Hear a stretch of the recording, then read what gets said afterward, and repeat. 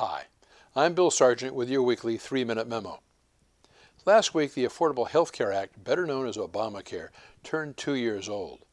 Fitting, isn't it, that a few days after that anniversary, the U.S. Supreme Court started to hear arguments on its constitutionality. Of course, we won't know what the Supreme Court decision is until late June.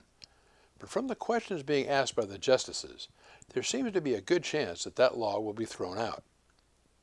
The Obamacare issue really is a liberty issue. Does the U.S. government really have the authority to force its citizens to purchase health care against their wishes? And if the people fail to purchase it, does the federal government have the authority to fine us?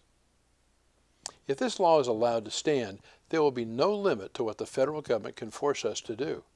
For example, somebody said, we're all going to die someday. Does this mean that the federal government can force us to purchase funeral services? Or one of the Supreme Court justices asked, we all have to eat. Does that mean that the government can force us all to go out and purchase broccoli? If the Supreme Court allows this law to stand, then we have just witnessed a fundamental change in the relationship between government and the people it's supposed to represent. And that change, folks, is not a good thing. Everywhere we look, we seem to find that the U.S. government is overstepping its constitutional boundaries in doing whatever it wants. Last week, I said the Obama energy policy was not about gas prices. It was about control over our freedom of choice. The truth is, this administration believes it has the right to tell us what is good for us, instead of allowing us to decide for ourselves.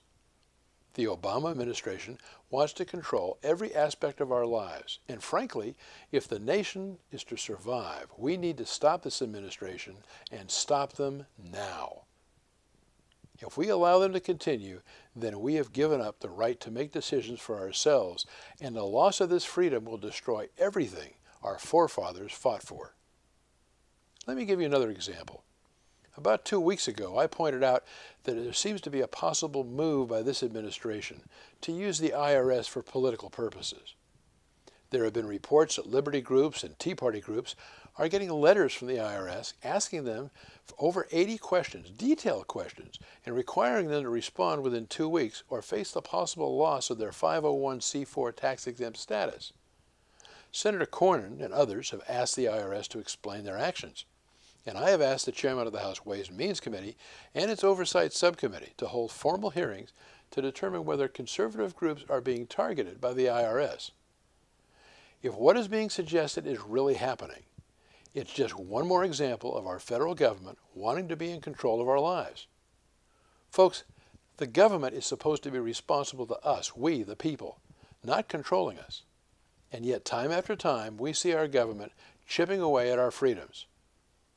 My prayer is that the Supreme Court will throw out Obamacare, and that in November we will throw out those from office who are seeking to limit our freedoms.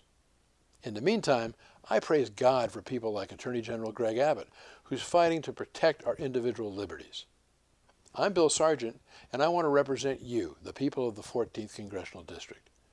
Until next week, God bless you, and God bless our nation.